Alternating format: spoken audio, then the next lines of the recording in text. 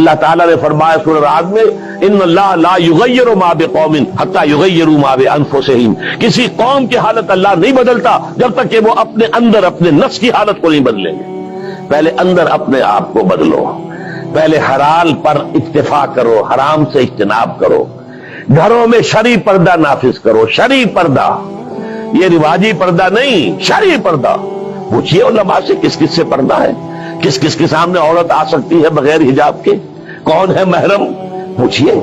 اور چیزیں بھی پوچھتے یہ بھی پوچھئے نا ان سے، پھر اس پر عمل کیجئے۔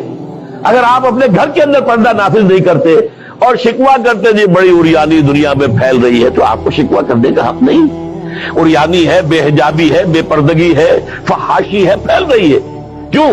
ہم نے خود اپنے گھروں سے پردہ نکال دیا۔ جس کے بعد 2 پیسے آ گئے، سب سے پہلا کام یہ کیا کہ برقع اتار دیا۔